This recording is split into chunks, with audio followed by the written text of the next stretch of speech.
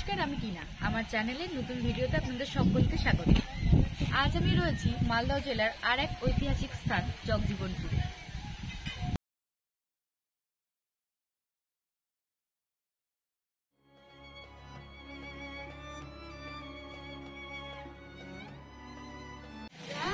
এটি হলো রাজা মহেন্দ্রপালের আমলে তৈরি বৌদ্ধ বিহারের মূল প্রবেশদ্বার।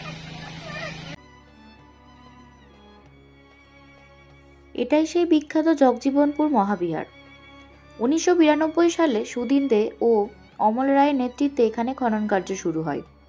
জানা যায় প্রায় 10 বছর ধরে চলেছিল এই খনন কার্য।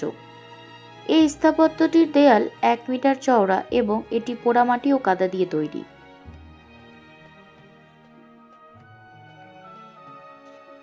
এই জায়গাটি থেকে অসংখ্য নিদর্শন পাওয়া গেছে, তার মধ্যে মহেন্দ্রপালের তাম্রফলকটি উল্লেখযোগ্য।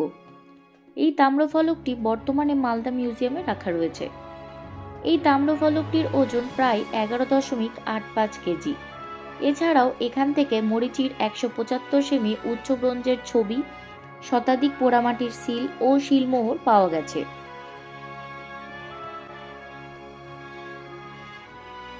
কোদাল দিয়ে মাটি খুঁড়তে গিয়ে বৌদ্ধবিহারে যিনি খোঁজ পেয়েছিলেন, আসুন তার মুখ থেকেই শুনে নিই সমস্ত তথ্য।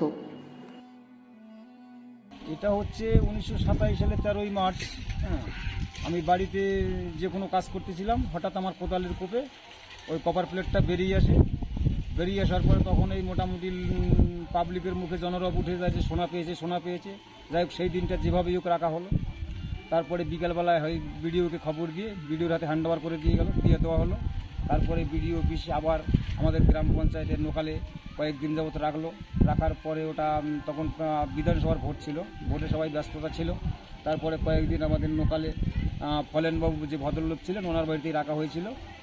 তারপর ভোট যাওয়ার পরে ওনার বাড়ি থেকে আমাদের বৈদ্যপুর অঞ্চলে নিয়ে ওখানে সপ্তাহখানেক রাখে। ওখান থেকে আমাদের মালদা হবিপুর থানায় ওখানে গিয়ে কিছুদিন রাখে। ওখান থেকে বিডিও অফিসে কিছুদিন রাখা। এইভাবে মোটামুটি 1.5-2 মাস পরে মালদার ডিস্ট্রিক্টে পৌঁছায়। তারপরে ওটা যে লেখাটা ছিল সেই ডিটেলসটা জানার জন্য মালদা প্রশাসন থেকেই মোটামুটি ওই কেমিক্যাল দিয়ে ওইগুলো ট্রিটমেন্ট করে লেখাটা উদ্ধার করা হয়। উদ্ধার করার পরে আর্কোলজিস্ট 90 সালে এখানে ভিজিট করতে আসে এবং ভিজিট করতে আসার পরেই ওরা পরের বছরে ওরা 91 ওরা খনন কার্য উদ্যোগ নেয়। তারপর 91 থেকে খনন কার্য শুরু করে। লোকমুখে শোনা এখানে খনন কার্য শুরু হওয়ার আগে একটি বৌদ্ধ মূর্তি পাওয়া যায়। এই বৌদ্ধ মূর্তিটি এই খনন কার্যের প্রধান কারণ বলে ধরা হয়। এখানে পাওয়া বেশিরভাগ জিনিসপত্রই রয়েছে কলকাতার বেহালার জাদুঘরে। সবকিছুর পরেও একটা অসুবিধে রয়ে গেছে এই জগজীবনপুর মহাবিহারে। আসুন গ্রামবাসীর মুখ থেকেই শুনে নিই এই অসুবিধের কথা। অসুবিধা তো প্রচুর হয়ে তো গেছে, একটা সুন্দর পর্যটনের উপযুক্ত জায়গা, কিন্তু পর্যটনের পরিকাঠামো এখনো তৈরি হয়নি।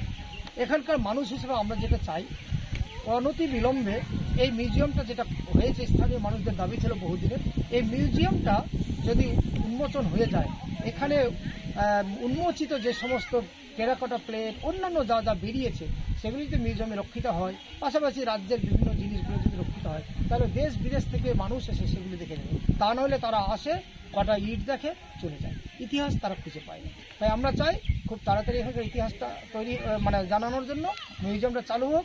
এখানে একটি সরাইখানা, তার মানে একটি লজ বা গেস্ট হাউস তৈরি হোক। বাইরে থেকে যারা আসেন, সেই 50 কিলোমিটার 40 কিলোমিটার দূর থেকে এসে তারপর ফিরে যেতে হয়। তারা অনেকে এখানে থাকতে চান, কিন্তু থাকার মতো উপযুক্ত কোনো হোমস্টে হোক বা লজ হোক বা হোটেল হোক কিছু নেই। সেরকম একটা কিছু গেস্ট হাউস হোক। জগজীবনপুর মহাবিহারের পূর্ব, পশ্চিম এবং দক্ষিণে খনন কার্য চালালেও সেই সময়কালের ধ্বংসাবশেষ মিলবে বলেই মত পোষণ করেছেন স্থানীয় বাসিন্দারা। জগজীবনপুর মহাবিহারের ইতিহাস এখনো প্রায় অজানা ও অধরা। আজ এই পর্যন্তই। আপনার যদি জগজীবনপুরের ইতিহাস জানা থাকে তাহলে আমার সাথে শেয়ার করুন কমেন্টে। আর ভিডিওটি ভালো লাগলে অবশ্যই লাইক অ্যান্ড শেয়ার করবেন। আর চ্যানেলটিকে সাবস্ক্রাইব করতে কিন্তু ভুলবেন না। সঙ্গে থাকুন, দেখতে থাকুন টিনাস।